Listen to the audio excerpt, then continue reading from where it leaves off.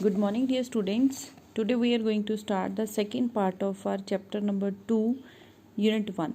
And our chapter is the Units and Measurements.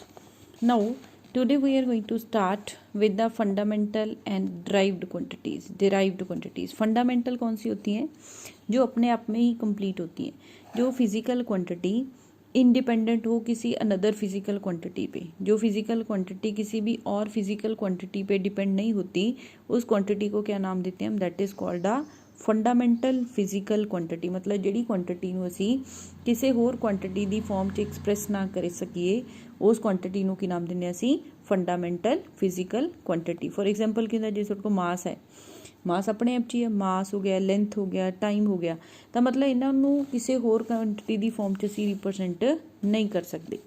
Similarly ਤੁਸੀਂ ਹੋਰ example ਲੈ ਸਕਦੇ ਹੋ, ਟੈਂਪਰੇਚਰ ਹੋ ਗਿਆ, ਕਰੰਟ ਹੋ ਗਿਆ, ਲੂਮੀਨੀਅੰਸ ਇੰਟੈਂਸਿਟੀ ਹੋ ਗਈ and quantity of matter.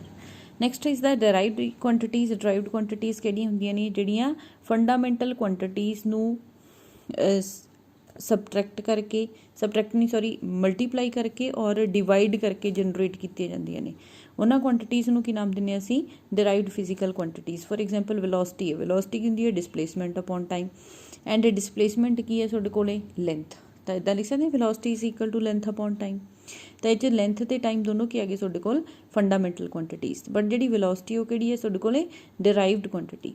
Similarly acceleration की है वेलोसिटी अपॉन टाइम, मोमेंटम की है मास इंटू वेलोसिटी, एंड फोर्स की है मास इंटू एक्सेलरेशन। मतलब वो फिजिकल क्वांटिटीज़ ਜਿਹੜੀਆਂ ਅਸੀਂ फंडामेंटल क्वांटिटीज़ ਤੋਂ ਬਣਾਉਂਦੇ ਹਾਂ, ਕਿਵੇਂ, ਜਾਂ ਉਹਨਾਂ ਨੂੰ ਮਲਟੀਪਲਾਈ ਕਰਕੇ ਜਾਂ ਉਹਨਾਂ ਨੂੰ डिवाइड करके उन्होंने क्वांटिटीज़ ਨੂੰ ਕੀ ਨਾਮ ਦਿੰਦੇ ਅਸੀਂ, derived physical ਕੁਆਂਟਿਟੀਜ਼।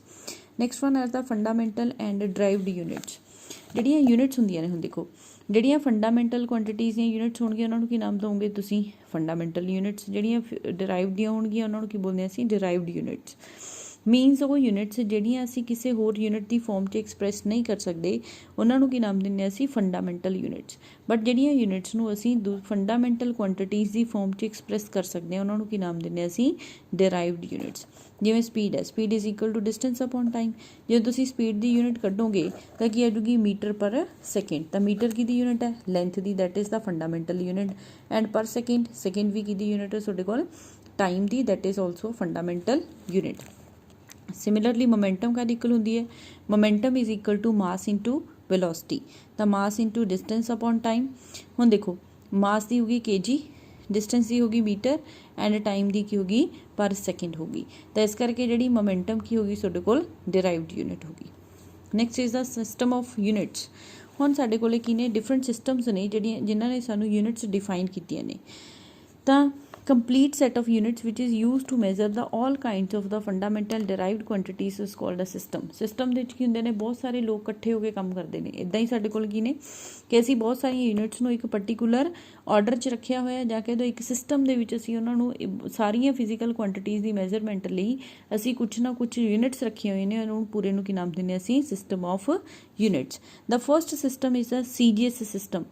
C means centimetre, G means gram, and S means second.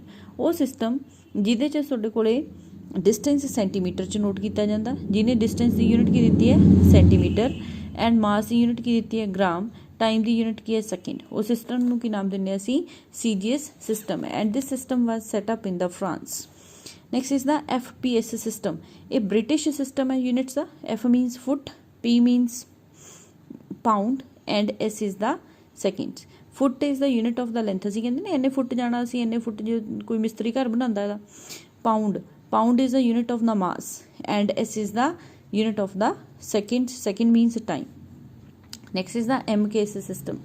MKS system दे विच की है, मीटर, किलोग्राम, सैकेंड्स।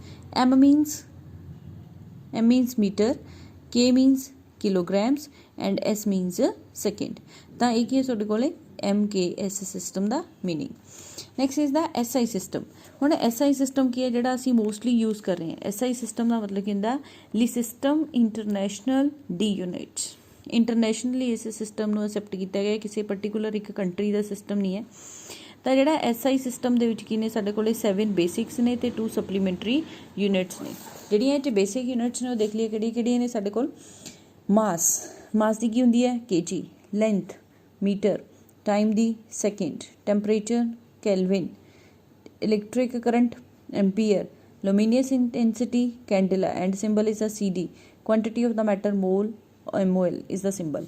ਤਾਂ ਮਤਲਬ ਕਿ ਇਹ ਵਾਲੀਆਂ ਕੁਆਂਟੀਟੀਜ਼ ਨੂੰ ਕੀ ਨਾਮ ਦਿੰਦੇ ਅਸੀਂ ਫੰਡਾਮੈਂਟਲ ਕੁਆਂਟੀਟੀਜ਼, ਐਂਡ ਜਿਹੜੀਆਂ ਯੂਨਿਟਸ ਨੇ ਇਹਨਾਂ ਨੂੰ ਬੋਲਦੇ ਅਸੀਂ ਫੰਡਾਮੈਂਟਲ ਯੂਨਿਟਸ। ਹੁਣ ਇਹ 'ਚ ਹੈਗੀ ਨੇ ਸਪਲੀਮੈਂਟਰੀ ਫਿਜ਼ੀਕਲ ਕੁਆਂਟੀਟੀਜ਼। ਸਪਲੀਮੈਂਟਰੀ ਦੇ ਵਿੱਚ ਕੀ ਸਾਡੇ ਕੋਲ ਪਲੇਨ ਐਂਗਲ ਤੇ solid angle.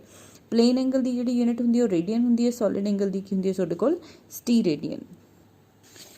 Next is advantages of SI system. SI system ਦੀਆਂ ਐਡਵਾਂਟੇਜਸ ਕੀ ਨੇ ਸਾਡੇ ਕੋਲ। It is a coherent system of units. Coherent system ਕਿਹੜਾ ਹੁੰਦਾ ਜਿਹਦੇ 'ਚ ਕੀ ਹੋਊਗੀ ਤੁਹਾਡੇ ਕੋਲ, in which all the derived unit can be obtained by multiplying dividing the some given basic units. ਜਿਵੇਂ ਅਸੀਂ ਪਿੱਛੇ ਯੂਨਿਟਸ ਪੜ੍ਹੀਆਂ ਸੀ ਨਾ, ਬੇਸਿਕ 7 ਸਾਨੂੰ ਦਿੱਤੀਆਂ ਹੋਈਆਂ ਨੇ ਯੂਨਿਟਸ, ਤਾਂ ਉਹਦੇ ਵਿੱਚ ਕੀ ਹੈ ਤੁਹਾਡੇ ਕੋਲ ਉਹ ਸਿਸਟਮ ਨੂੰ ਕੀ ਨਾਮ ਦਿੰਦੇ ਅਸੀਂ ਕੋਹਰੈਂਟ ਸਿਸਟਮ, ਜਿਹਦੇ 'ਚ ਕੀ ਹੈ ਹਰ ਇੱਕ ਜਿਹੜੀਆਂ ਡਰਾਈਵਡ ਯੂਨਿਟਸ ਨੇ ਇਹਨਾਂ ਬੇਸਿਕ ਯੂਨਿਟਸ ਤੋਂ ਹੀ ਡਰਾਈਵ ਕੀਤੀਆਂ ਜਾਂਦੀਆਂ ਨੇ। ਤਾਂ ਜਿਹੜਾ SI ਸਿਸਟਮ ਕੀ ਹੈ ਉਹ ਕੀ ਇੱਕ ਕੋਹਰੈਂਟ ਸਿਸਟਮ ਹੈ। It is a rational system of units. ਇਹਦਾ ਮਤਲਬ ਕੀ ਹੈ assigns only 1 unit to particular physical quantity. ਜਿਵੇਂ ਇਹਨੇ ਕੀ ਕੀਤਾ ਤੁਹਾਡੇ ਕੋਲ ਜਾਊਲ ਯੂਨਿਟ ਦਿੱਤੀ ਹੈ ਐਨਰਜੀ ਦੀ, ਚਾਹੇ ਉਹ ਮਕੈਨੀਕਲ ਐਨਰਜੀ ਹੋਵੇ, ਚਾਹੇ ਉਹ ਤੁਹਾਡੇ ਕੋਲ ਹੀਟ ਐਨਰਜੀ ਹੈ, ਚਾਹੇ ਤੁਹਾਡੇ ਕੋਲ ਉਹ ਇਲੈਕਟ੍ਰੀਕਲ ਐਨਰਜੀ ਹੈ, ਚਾਹੇ ਤੁਹਾਡੇ ਕੋਲ ਕਾਈਨੈਟਿਕ ਐਨਰਜੀ ਹੈ, ਚਾਹੇ ਤੁਹਾਡੇ ਕੋਲ ਪੋਟੈਂਸ਼ੀਅਲ ਐਨਰਜੀ ਹੈ। ਜਿਹੜੀ ਟਾਈਪ ਦੀ ਮਰਜ਼ੀ ਐਨਰਜੀ ਆ ਜੇ ਉਹਦੀ SI ਸਿਸਟਮ ਦੇ ਵਿੱਚ ਯੂਨਿਟ ਕੀ ਰਹੂਗੀ, ਜਾਊਲ ਹੀ ਰਹੂਗੀ। ਐਂਡ ਐਸੇ ਸਿਸਟਮ ਨੂੰ ਕੀ ਨਾਮ ਦਿੰਦੇ ਅਸੀਂ rational system of units. It is internationally accepted system of units. ਇਹ ਮੈਂ ਤੁਹਾਨੂੰ ਪਹਿਲਾਂ ਹੀ ਦੱਸਤਾ ਕਿ ਜਿਹੜਾ SI ਸਿਸਟਮ ਹੈ ਇੰਟਰਨੈਸ਼ਨਲੀ ਅਸੈਪਟਡ ਸਿਸਟਮ ਹੈ। It is a metric system of units, means all the multiples and sub-multiples can be expressed in the powers of tens. It is absolute system of unit, which means there are no gravitational unit on the system. Gravitational unit कोई नहीं होती है, simple absolute units होती हैं। Closely related to the CGS system, which means the SI system can be converted to CGS and vice versa। तो SI system ਨੂੰ ਅਸੀਂ easily ਕਿਹਦੇ 'ਚ convert ਕਰ ਸਕਦੇ ਹਾਂ, CGS and CGS ਨੂੰ ਅਸੀਂ easily ਕਿਹਦੇ 'ਚ convert ਕਰ ਸਕਦੇ ਹਾਂ, SI system 'ਚ। ਤਾਂ ਇਹ ਸੀਗੀਆਂ ਤੁਹਾਡੇ ਕੋਲੇ advantages of SI system। This is today's lecture. Thank you.